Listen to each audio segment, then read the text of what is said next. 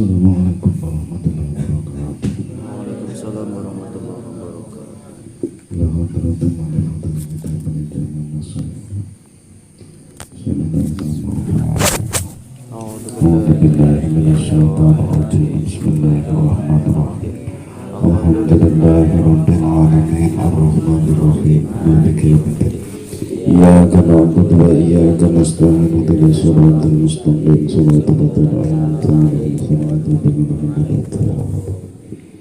Wal makolatu athaniyatu qala nabiyyu alaihi salatu wasallam sayati zamanun ngala ummati yuhibbuna khumsan minal khisoli wa yansawna khumsan. Jadi hadis yang kedua itu baginda Nabi mengatakan bahwa akan datang satu masa di mana umatku itu mencintai 5 hal, kemudian lupa terhadap 5 hal yang lain. Min muqabilati, artinya sebagai perbandingan dari 5 hal yang dicintai tersebut. Yuhibbunad dunya fayastahiluna biha wa yansawna al-ghubba. Iya benar. Mereka mencintai hal-hal yang bersifat dunia, wa yansawna al-ghubba, kemudian lupa terhadap akhirat. Ai yatrukunal ngamala lil akhirat, mereka lupa terhadap amal-amal akhirat. Siki kan ngono tentu seneng bebendunya kelali lalen karo akhirat. Ngubah di situ dimaknani akhirat. Dunia dong digolek saking senengnya karo dunia. Jadi oleh golek dunia seringkali saya sampaikan tidak ada larangan wong sugih yang abang lebih korun oleh. Cuman jangan lupa dengan akhirat. Kadang-kadang wis sugih ora sing dioyok dunia tok ini kan rugi dunia akhirat itu. Jadi demi menggapai hal-hal yang bersifat duniawi, gambarannya demi golek duit lah, demi golek duit sampai kelalen karo akhirat atau rasulullah dan lain sebagainya. Sugih ora iya nih karuan sugih nantunya nih yang mana mending walaupun akhiratnya ngemben sengsara. Nah ini sih lebih hapus nang akhiratnya sengsara, nang dunia nih sengsara, nang akhiratnya sengsara. Wong itu kudu berusaha begini, nang dunia nih ya bagian, akhiratnya begini. Bisa ketika dia bisa membagi waktu, walaupun dua hal ini sebenarnya kecintaan terhadap dunia dan akhirat itu tidak bisa berada dalam satu hati. Raiso, jadi wong niku anak perkara loro manggonang hati pada biasanya dalam kadar yang sama itu tidak bisa. Ngana wong ngomongnya ya senang dunia, senang akhirat bisa, tapi kadarnya mesti salah sijana sing kalah. Bisa jadi dia lebih mencintai dunianya, bisa jadi lebih mencintai akhiratnya bisa. Ya sing dominan itu kudune sing apik. Maksudnya mencintai hal-hal yang bersifat ukhrawi ya, karena dunia dibanding akhirat orang ana apa-apane itu. Jadi hal-hal yang bersifat duniawi dibanding piwalese Gusti Allah niku ndak ada apa-apa. Makanya silahkan golek itu, silahkan senang nanggone bawa bentuknya, tapi jangan melupakan akhirat. Jangan karena kesibukannya dengan urusan dunia kemudian akhiratnya terabaikan. Paham boleh? Sampai saya ngasih cilik-cilik ngetil hati. Dunia kaya sopo Arya atau pemotor senang pirang dina. 1 hari 2 hari itu lebih teleng dari ujung ban depan sampai ujung ban belakang. Kutanan masih dilus-lusui, masih dilapi, ya sing dikerucuk karo banyu mencet ora pudar aja. Ya, tapi nanti seiring berjalannya waktu disebut, ya itu seharusnya menjadi pembelajaran bagi kita bahwa nanggunya mawon kadang-kadang kesenangan itu sila. Paham? Jadi silakan boleh dunia, tapi kepentingan akhirat jangan sampai ditinggalkan. Idealnya seperti itu. Jadi aja kayak wong goblok niku kan golek dunia akhirnya ditinggalkan. Sugih ora, awake bodol, ya kan? Dunianya tidak dapatkan, akhirnya kapi. Ini seharusnya menjadi pembelajar. Nah, gelem belajar karena ayat Gusti Allah itu ada yang kauliyah, ada yang kauniyah. Kauliyah Quran. Kauniyah ya kejadian yang ada di sekitar kita, bahkan kejadian yang terdapat dalam diri kita itu bisa menjadi pembelajaran tentang ketauhidan. Bagaimana kita itu sebenarnya tidak mampu berbuat apa-apa tanpa pertolongan Gusti Allah, tanpa kehendak Gusti Allah. Mangan itu, nek ora kehendak Gusti Allah sangat bisa. Mulanya ketika memahami itu bahwa manusia itu tidak mampu melakukan apapun tanpa pertolongan Gusti Allah, tanpa izin Gusti Allah, maka akan muncul sifat tawadu. Yang dari sifat tawadu terendah diri ini kemudian akan muncul sifat menyadari sepenuhnya sebagai seorang hamba. Ketika sudah menyadari statusnya sebagai seorang hamba, maka akan muncul sifat menghambakan diri. Ketika sudah sampai satu titik, dia menyadari hanya seorang hamba. Kemudian kewajiban seorang hamba itu menghambakan diri, maka akan menepi sifat ujub, sifat sombong. Misalkan kan kawula ora menyadari statusnya sebagai hamba, mulane gumedhe, mulane sombong, mulane kayak gagah dewa. Makan saja ketika orang ditulung dengan Gusti Allah tidak mampu, padahal sudah makan, ya kan? Jadi manusia itu pada dasarnya memang tidak mampu melakukan apa-apa, karena ada kaidah al-insanu dongi, manusia itu lemah dalam segala hal, dalam hal pemikiran, tenaga itu lemah. Ya, ini makanya al-mukiru bitaksir abadan mahmudun. Seorang yang mengakui kelemahannya, mengakui kekurangannya, selamanya dipuji oleh Gusti Allah. Wong nek sing dalem nang Gusti Allah kan wong sing apik. Kapan wis dalem nang Gusti Allah berarti dia dirahmati nang Gusti Allah, disayangi nang Gusti Allah. Kemudian al-iqrar ngalamatul qabul, al-iqrar bitaksir ngalamatul qabul. Nek mukir kan orang yang mengakui kekurangannya dalam beribadah, dalam melakukan hal yang baik, dalam melakukan amal soleh, selamanya dipuji oleh Gusti Allah. Dan ikrar itu pengakuan, al-ikrar bitaksir apa ngalamatul qabul di annahu apa jenenge laisa fihi sifatul mujbi wal kibri. Dan ini jadi apa namanya, pengakuan terhadap kekurangannya dalam menjalankan ibadah itu menunjukkan bahwa ibadahnya diterima.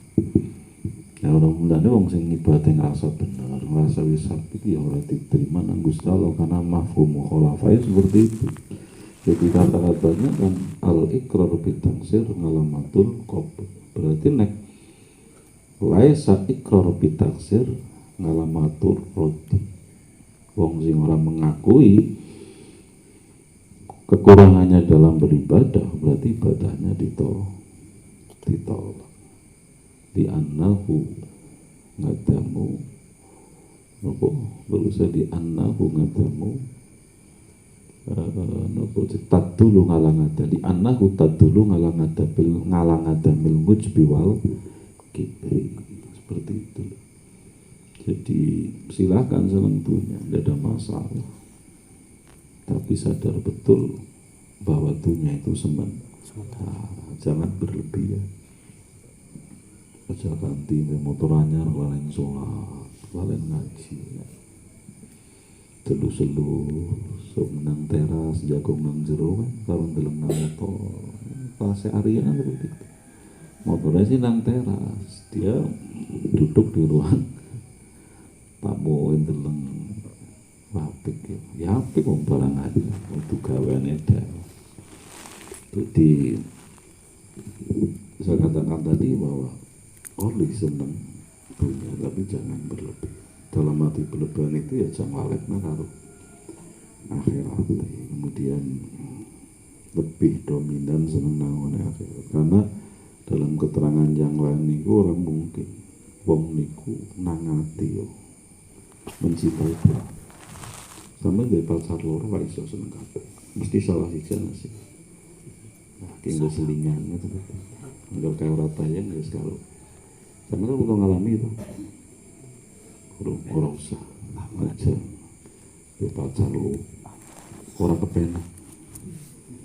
Si jajak pengen si jemang priwe.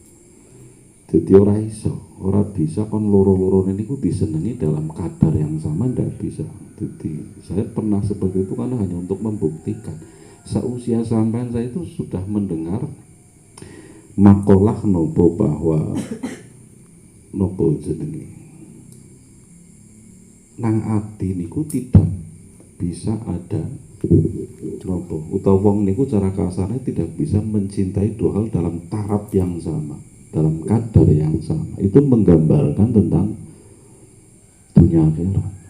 Kalau kan orang muda, justru kalau mudeng niku ketika seneng pok, seneng si A, mereka dhuwur kuning langsam, walaupun pesek-pesek sidik, maksud tuh siji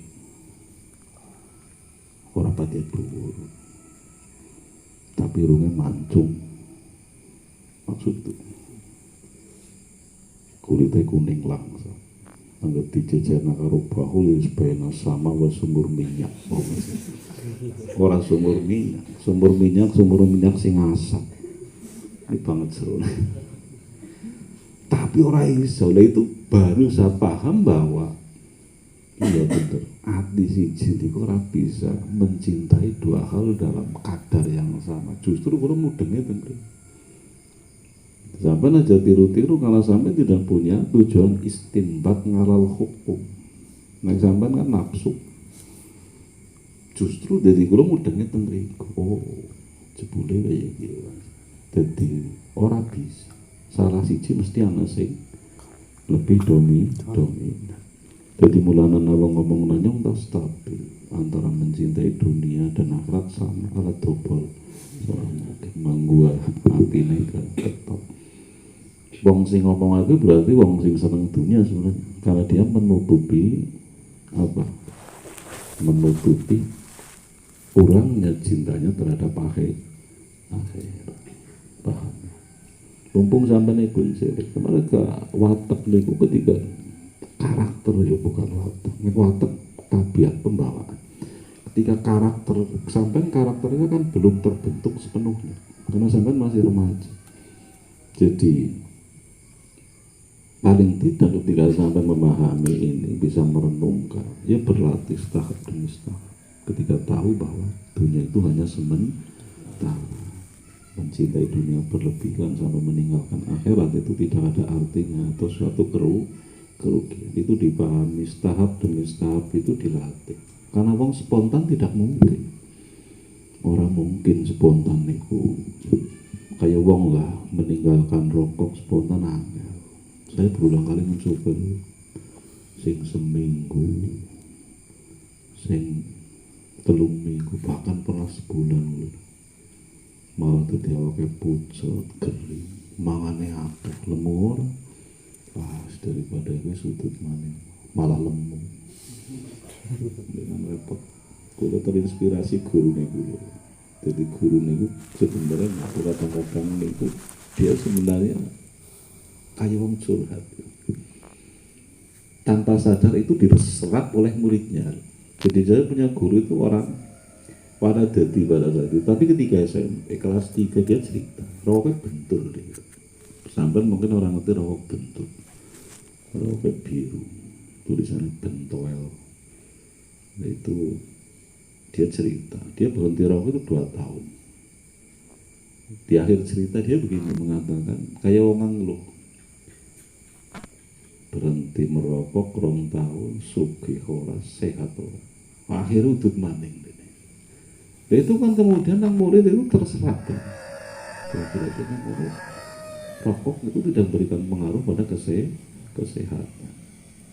Orang datik nawang barat atau nah itu sih kemudian akhirnya memotivasi murid-murid tanpa sadar dapat ahli dunia enopo senang akhirat bali dunia intinya. Kemudian yang kedua apa? Yuhibbuna ad-daura wayan sauna al-kuburo. Jadi yang kedua niku jarene Kanjeng Nabi akan menimpa umatnya kelak itu seneng bermegah-megahan bangun rumah dibangun digerani ditingkah, tapi dia lupa kuburan, lupa mati, seakan-akan dia akan hidup selama umat tidak bisa megah-megah. Sementara tempat tinggalnya terakhir hanyalah ukuran berapa? 1 kali 2 meter paling pol kan, bantalnya opo lemah ya, hanya sepetak itu 1 kali 2 meter kan kuburan liang landak kan semono kan ya, ya.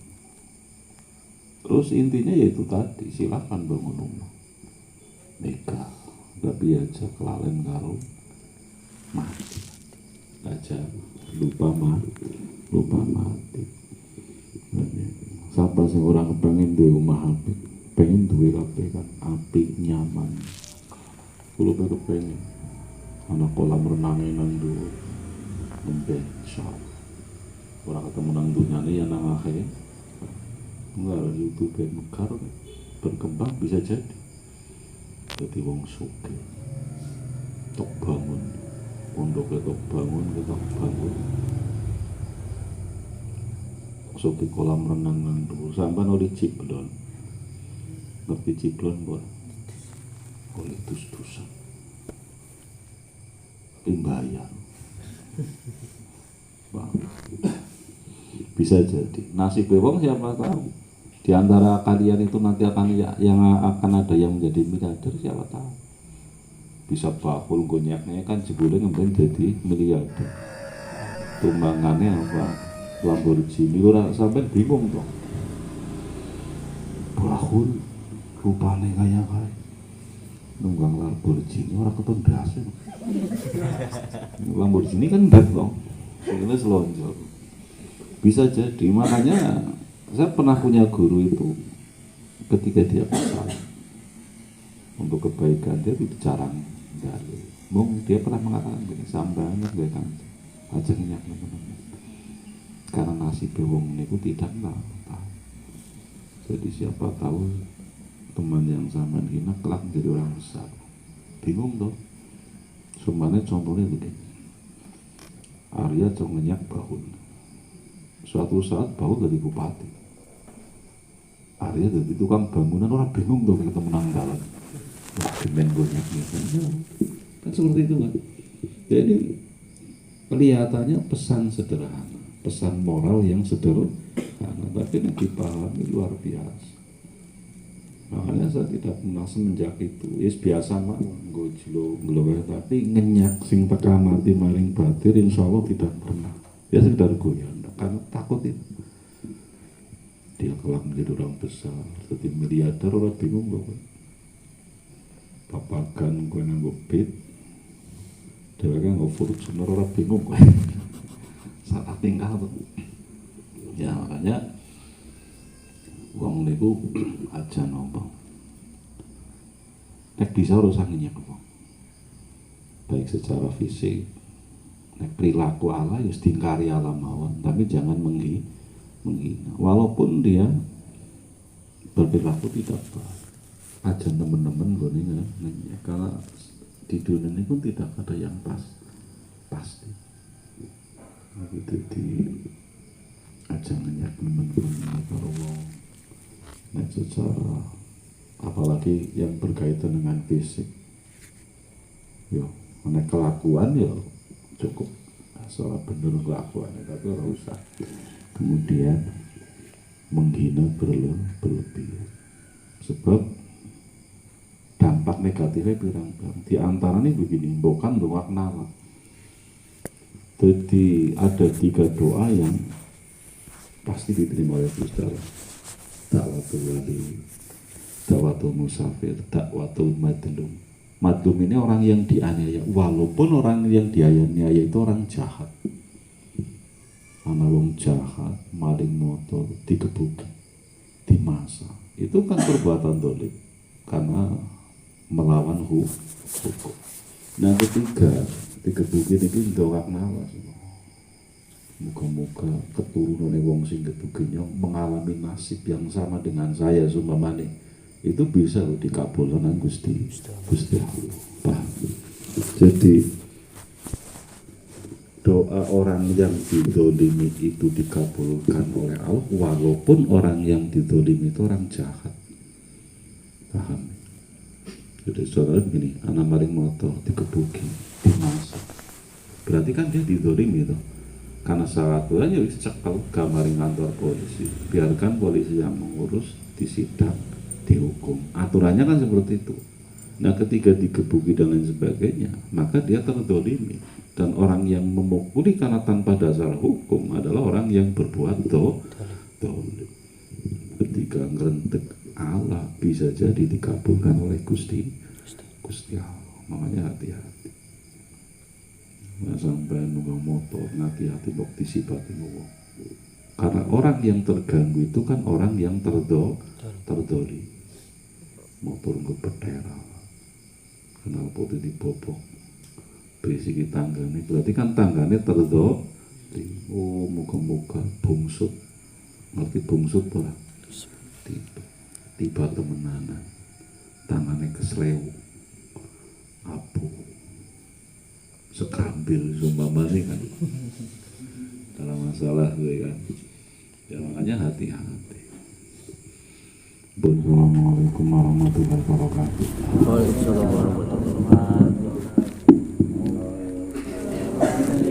Salim daiman abada ala habibika khairil khalqi kullihim huwal habibul ladzi turja syafa'atuhu li kulli hawlin min awwalil muqtahimi ya rabbi bil mustafa balligh maqasidana waghfir lana ya wasi'al karami Rabbi bil Mustafa balligh maqasidana waghfir lana Muhammad ya wasi'al karami Rabbi bil Mustafa balligh maqasidana waghfir lana